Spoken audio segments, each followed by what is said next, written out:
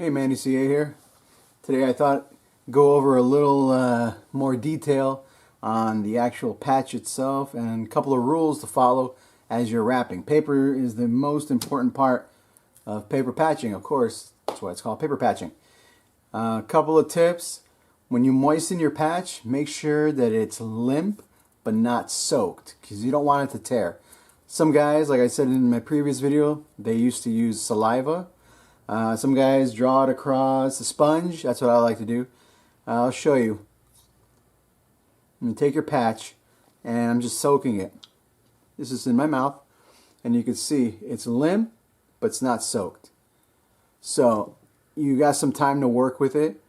If you soak it, let me see if I can soak it.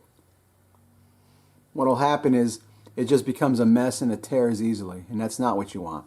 That's not good for patching. So if that happens to your patch, toss it, grab another one.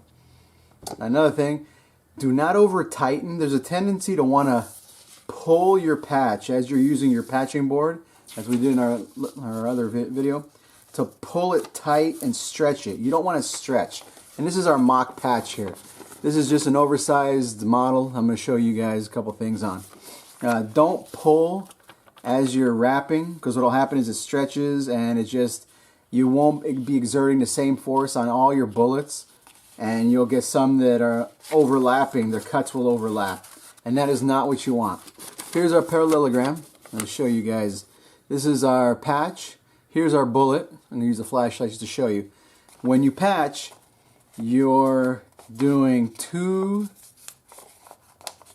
rounds around your bullet, and what will happen is when you cut your patch, and we already went through how to cut your patch, you want your patches to not be like this. I don't know if you can see the line right here. There's a gap. The gap is no good. What happens is you'll see, let me see if I can tighten this. You see the gap? There's a gap right in here. We've got a gap. You don't want the gap. Let's see if we can show it to you up here. This gap is no good because it throws the bullet off concentrically. What you want is you want to make sure that when you wrap, both ends come around and they stay even. Let me see if I get this. You want both patches, the ends, to seam up just like that. You know. Now obviously it takes a little bit of practice to get used to it, to do it. But if you do you measure correctly your initial patch. That's the whole thing about this is the initial setup is time consuming, but once you get it set up, it'll go by pretty quick. So you want your patches ends to meet like this during your second wrap. Like that. If it's overlapping like this, and then you go to do your second sizing, you'll see this crease form, and that's not good. What you want is 2 wraps, and then they match up. That'll ensure you get the correct accuracy, the correct consistency all the time. One more thing is, if your rifle has a shallow groove or shallow grooved, and by that I consider shallow groove less than 2/1000ths of an inch, that's just a general rule.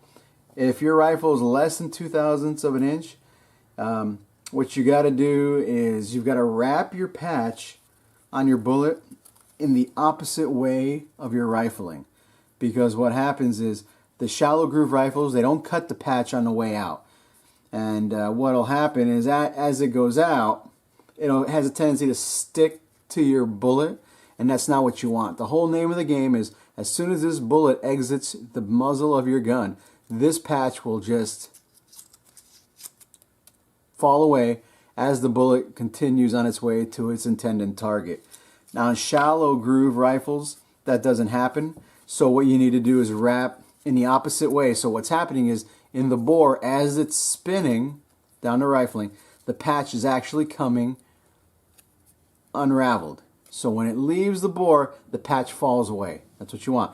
Now, on regular groove rifles, or what I consider deeper grooved rifles, 3 to 4, 5/1000ths of an inch deep, you got to wrap in the direction of the rifling. That way, as it's traveling down the bore, it actually tightens around the bullet. And you want that because what happens is, as it's going down, the grooves cut into the patch kind of like scoring it.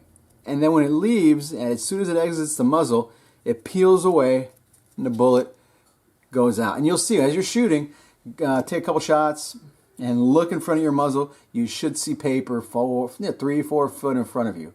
That's a good sign. That means your paper is leaving. The bullet's leaving the paper, and there's nothing to encompass to get into the way of the bullet going out the way it is. One more thing is how you decide to cut your patches. Now you want to cut against the grain and not with it. Let me show you an example here. We've got 2 regular sheets of printer paper. You take, or whatever paper you're using, you could take it and just hold it like this. Hold 2 sheets each way. And you can see which one has a tendency to fold better. See, this one on this side is limper. Okay, so now you know this paper, the grain is running this way on the paper. And so what you want to do is when you have your templates cutting out, you want it to go the direction of this, direction of the grain. So then you're going to cut across the grain. Because what happens when you cut across the grain, you can pull the bullet tighter and easier around the patch. The patch will go around the bullet tighter and easier. So that's just a couple of things you should keep in mind. Don't forget, always cut against the grain. You really, really want to cut against the grain. Because what happens is it makes the papers limper. And it'll conform to your bullets even easier to make your patching jobs even easier. Last but not least, after you're done, I like to stick my bullets just like this.